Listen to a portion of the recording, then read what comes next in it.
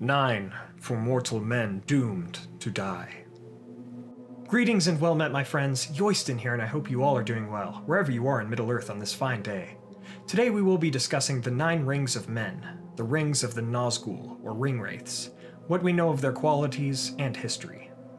For more on the users of these rings and their longer history, please check out my Nazgûl of Middle-earth video, linked in the description below and cards above. And for more information on this topic, please check out the related articles in the description which helped with the creation of today's video. Thank you all for joining me. Let us begin our tale, my friends. Of all the rings of power, we perhaps know the least about the 9 rings given to men by Sauron during the Second Age. For the Elven, Dwarven, and One rings, I have made other videos that I will go ahead and link, but concerning our topic here, we know little about the specific men these rings were given to. Crafted around the year 1500 of the Second Age by Celebrimbor, through the teachings of Sauron to the elves of Eregion, the greater 16 rings would be hidden in Eregion until Sauron recovered them during the sack of Eregion and the subsequent torturing of Celebrimbor afterwards. 7 of these he would give to dwarven lords of the 7 dwarven clans. And the remaining 9 Sauron gave to mortal men doomed to die. 3 of these men were Númenorians, and were most likely the strongest of will and might amongst the 9, so I would argue that one of these 3 men would become known as the Witch King of Angmar. The other 6 were men of Middle-earth, and one of them, Khamûl, was an Easterling. The other 5, if I were to guess, were men who had dwelt amongst the clans of men in Eriador, Rovanion, Harad, Rhûn, and elsewhere. Concerning the powers of these rings, again, we know little in terms of specifics, but we do know that they made their wearers very powerful indeed. So much so to where the 9 men became mighty sorcerers, warriors, and kings among men. Perhaps such powers and sorceries that the Witch King would showcase during the Angmar War with the rising of Barrow-wights, or the spells that broke the gates of Minas Tirith and lit his sword aflame during the siege of Minas Tirith, were drawn upon from the Witch King's ring in some capacity. Anyway, the rings also allowed the 9 men to influence the will of others and acquire great power among them. However, as we all know about these 9 men, their rings had granted them long lives, but the wearers eventually felt worn down and soon faded into wraiths, going from living to neither living nor dead. One by one, they fell and became the ring wraiths who were commanded by Sauron, for his one ring, crafted around the year 1600 of the Second Age, enslaved the 9 to its power. This, after all, had been Sauron's plan, to corrupt these men and make them his thralls, and he had hoped the same would happen to the 7 dwarves who bore the dwarven rings. But their resilience of their kindred saved them from that fate, but it delivered them to greater wealth and greater greed. The men who held the 9 rings began to appear as Nazgûl, the chief servants of Sauron, around the year 2551 of that same age.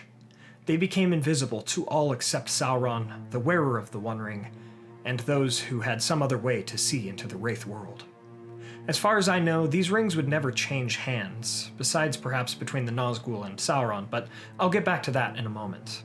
Now, the rings bound the Nazgûl to Sauron and his One Ring for as long as the One Ring yet remained, and the Nazgûl continued to be the servants of the Dark Lord until the end of the War of the Ring in the Third Age.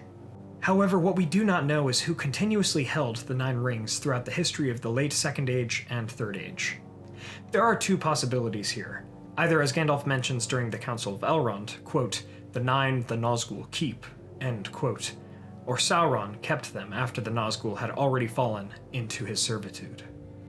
Now, there are arguments to be made for both sides, as other parts of the Legendarium hint at the idea that Sauron rather had the rings with him in Barad-dûr, even while the ring wraiths were abroad in Middle-earth. The argument for the Nazgûl having and wearing their own rings is that they, underneath their cloaks, remained invisible and did not succumb to death from time or otherwise. Perhaps when their physical forms were destroyed, like in the Brunine River, their uncloaked spirits carried the rings and returned to Mordor, and Gandalf himself stated that they carried their rings. But the argument that Sauron had them is that Frodo did not see the Nazgûl wear these rings when he encountered them, such as on Weathertop when he put the One Ring on. And the fact that the Nazgûl returned to Barad-dûr after they were dispatched, and were then recloaked, also may point to them having returned to their 9 rings in the Dark Tower. In the Unfinished Tales, it is written, quote, "They were by far the most powerful of his servants, and the most suitable for such a mission, since they were entirely enslaved to their 9 rings, which he now himself held." End quote. I have a similar conundrum with how Sauron survived the downfall of Númenor, yet returned to Barad-dûr. Did he have the One Ring with him at that time in Númenor, even in a spiritual form, and did he carry it back from the sea to Mordor? Or did he leave the One Ring in the Dark Tower and return to it? I am unsure in both situations, but let me know your thoughts about these debates in the comments below. But either way, until the destruction of the One Ring and the fall of Barad-dûr, on March 25th of 3019, the Nazgûl remained bound to their master and their rings.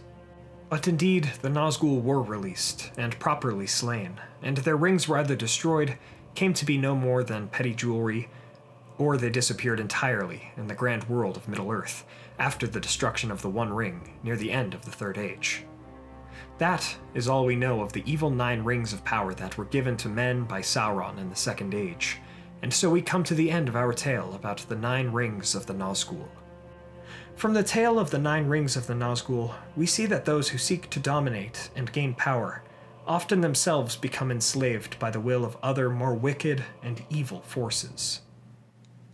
Thank you all so much for watching. I really hope you guys enjoyed this shorter lore video. If you did, please be sure to hit that like button and share this video with a friend. What are your thoughts, questions, additions, and corrections on the 9 rings of the Nazgûl? I do wish we knew more about them, for they created some of the most terrifying and evil creatures in all of Middle-earth. But I suppose it is fitting, for it is not always wise to fully understand the artifacts of evil. Please check out our music channel, Facebook, Twitter, merch, and Patreon for our podcast and Discord server. Links are in the description below. Finally, don't forget to subscribe and hit that bell button to join the Men of the West and all of the Free Peoples today, and I'll see you all next week with a new video. Since Valentine's Day is coming up at the end of next week, I figured it would be fitting to discuss another love story in Middle-earth, like we did last year, and I'll let you all choose which one that will be. I left a poll up on our community tab with some options, and I hope you all check it out. As always, thank you all so much for joining me on this adventure. Until the next one, my great friends.